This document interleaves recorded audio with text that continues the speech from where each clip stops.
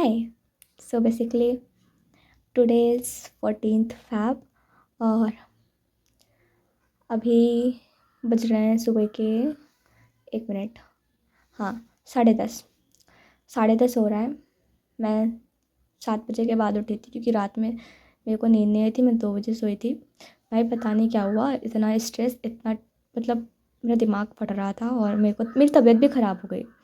Legit मेरी आज तबीयत ख़राब हो गई।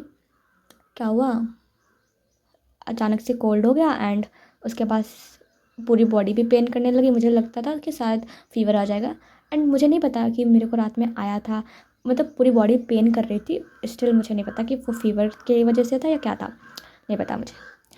फिर मैंने उसको ध्यान नहीं दिया और फिर पढ़ रही थी।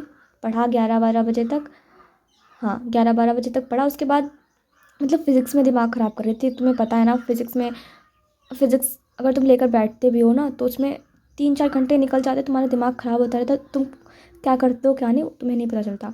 तो वही है फिर। और कल मैंने थोड़े से न्यूमेरिकल बेस्ड क्वेश्चन, मतलब मैंने फार्मूला लिखे थे तो मैंने उन्हीं पे बेस्ड न्यूमेरिकल सॉल्व करे थे। तो थोड़े बहुत एंड आइटम वाले जो चैप्टर है, आइटम चैप्टर के हो रहे थे क्वेश्चंस थोड़े थोड़े, सारे नहीं होते हैं। मुझे समझ नहीं आता इसमें क्या होगा। तो हाँ ऐसा, और इतने सारे फॉर्मूला है तो मुझे याद नहीं रहता। अब मैं सोच रही थी कि मैं इतने सारे फॉर्मूला याद कैसे रखूँगी एग्ज़ाम में, कि कौन सा मेरे को फॉर्मूला यहाँ पे यूज़ करना चाहिए।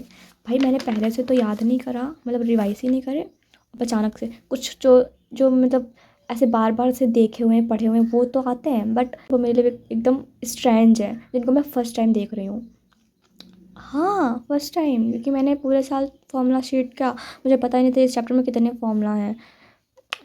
सो यही है भाई, पता नहीं क्या होगा मेरा। एंड बट फार्मूला पे अगर अगर अभी मैं इन्हीं फार्मूलाज पे क्वेश्चन सॉल्व करूँगी न्यूमेरिकल्स, तो हाँ शायद मैं कुछ कुछ न्यूमेरिकल्स जिनके आने के चांसेस ज़्यादा हैं। लाइक मैंने PYQs में देखा था 24-23 के, तो उसमें इस क्वेश्चन मतलब उस फार्मूला पे क्वेश्चन ज़रूर आता है या उस टॉपिक से। तो उस वैसे वाला कर रही हूँ। बाकी क्योंकि सारा सारा तो नहीं पढ़ सकती, सारा नहीं पढ़ सकती। अभी थ्योरी का देखूँगी। जैसे कि थ्योरी देख लिया तो जो जो इम्पोर्टेंट चीज़ें होंगी वो थ्योरी से और कम मतलब अच्छी हो जाएंगी। जैसे कि YDSC वाला तो टॉपिक है वो मुझे मेरे ऊपर से आता है। यंग डबल स्लिट वाला जो है, जो भी है मुझे नहीं पता, मुझे इसके बारे में कुछ भी आइडिया नहीं है गाइस। मतलब मैंने पढ़ा है फिर भी, और मैंने क्वेश्चन भी करा था। मतलब एक क्वेश्चन कर रही थी तो मुझे लगा कि हाँ ये फॉर्मूला रख के ये क्वेश्चन हो जाएगा, इस फॉर्मूला से ऐसे ऐसे करेंगे, डिस्टेंस दी है ये वो ऐसे करके तो हो जाएगा। बट मुझे उसका कॉन्सेप्ट ही नहीं पता। भाई मुझे उसका कॉन्सेप्ट समझ ही नहीं आया। पता नहीं तुम लोग को ये इजी लगता है, डिफ़िकल्ट लगता है। भाई मेरे लिए तो पूरी फिज़िक्स बहुत ही डिफ़िकल्ट है और मुझे हर एक टॉपिक ही, बस मेरे को पासिंग मार्क्स चाहिए। मतलब 70/23 का गोल है। 23 का गोल है, 23 का पासिंग मार्क्स से ज़्यादा करके आना। भाई करके तो पूरा आना है, कुछ भी लिख के तो ज़रूर ही आना है, क्योंकि छोड़ना नहीं है। पेपर छोड़ोगे भाई, गिवन है उसी से एक दो फॉर्मूला लगा के कुछ कुछ सॉल्व कर देना, क्या पता आधा ही नंबर दे दे एग्जामिनर। तो हाँ इतना मतलब सारे छोड़ के मत आना, क्वेश्चंस करके ज़रूर आना, क्योंकि पासिंग मार्क्स तो लाने ही हैं और पासिंग मार्क्स हम लोग ला सकते हैं। अभी MCQs होंगे, MCQs भी प्रैक्टिस कर लेंगे थोड़े बहुत न्यूमेरिकल्स टाइप के तो हो जाएगा। अगर थ्योरी बेस्ड वो क्या कहते हैं उसमें, थ्योरी से क्वेश्चंस आते हैं MCQs में, मैंने देखा था। मतलब एक प्रीवियस ईयर का पेपर था, उसमें देखा था थ्योरी वाले क्वेश्चंस थे तो उसमें एक दो हो रहे थे मेरे से।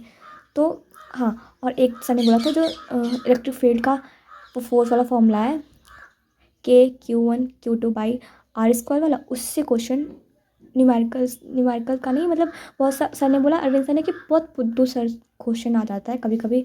उसमें आ जाता है 2 चार्ज दे रखे होते हैं, डिस्टेंस दे रखा होता है, तुम्हें फोर्स बताना होता है, और वो जो इन्वर्स स्क्वायर लॉ कुछ है ना, हाँ वो तुम्हें पता होगा। तो उस पर भी एक क्वेश्चन आ जाता है, वो भी बहुत आसान है यार। तो ऐसे ऐसे मतलब पढ़ रही हूँ जो जो इम्पोर्टेंट, जिस पे क्वेश्चन आने की बहुत ज़्यादा प्रोबेबिलिटी है लगता है, उसको मैं अच्छे से कर लूँ ताकि आए तो उसके उसके मतलब अकॉर्डिंग कुछ तो लिख कर आऊँ। तो अभी बस पढ़ रही थी, तो यही बताना था आप सबको। एंड आप सबने कितना पढ़ लिया, कितना सिलेबस बचा है। तो आज के लिए मैं पूरी डेरिवेशंस करूँगी, और डेरिवेशंस भाई बहुत ज़्यादा हैं, तो मेरे को रिवाइज़ करने में बहुत टाइम मिल जाएगा। और एटम में 3 डेरिवेशंस थी, रेडियस की, वेलोसिटी की, हाँ ऑर्बिट में वो ये इलेक्ट्रॉन की। तो उसमें मैंने सारी डेरिवेशंस कर ली हैं, 3 ही थी तो मुझे आ गई हैं टोटल एनर्जी निकालने की। और हाँ ये था कुछ, तो उसमें हो गया। और एक 14 वाला नहीं सॉरी, कौन सा चैप्टर है, 13 वाला चैप्टर न्यूक्लियाई, उसमें एक डेरिवेशन है, इंपॉर्टेंट कर रही हूँ बस, सारी डेरिवेशन करने बैठूंगी A to Z तो कुछ नहीं होगा, कुछ नहीं। आज इंग्लिश हिंदी हिंदी कुछ नहीं पढ़ रही हूँ मैं, इंग्लिश हिंदी वगैरह नथिंग, क्योंकि क्योंकि यार आप खुद समझो ना, इंग्लिश हिंदी गैप में ही करेंगे, और फिर अभी टाइम बच रहा है 6 दिन, 6 दिन बीच में है। मतलब अगर मैं देखूँ वैसे तो 3 दिन ही बचे हैं, अगर जिसका फिजिकल का एजुकेशन का पेपर है, बट अकॉर्डिंग टू मी ये 6 दिन नहीं है, क्योंकि 6 दिन में 3 दिन तो मैं थोड़ा बहुत उसको भी देने वाली हूँ टाइम, तो मेरे को भी 3 दिन ही प्रॉपर मिल रहे हैं, ठीक है। तो बहुत केमिस्ट्री में रिवाइज़ कर लूँगी, ऑर्गेनिक की रिएक्शंस वगैरह वो मेरे से भूल जाती हूँ ना। तो that is it for this video guys. And gap days की स्ट्रेटजी मैंने बनाई थी अपने अकॉर्डिंग, तो मैं आपको किसी दूसरे वीडियो में बताऊँगी, और वो भी जल्दी आएगा। So that is it for this video guys, 10 बार बोल चुकी हूँ दैट इज़ इट। तो बाय बाय।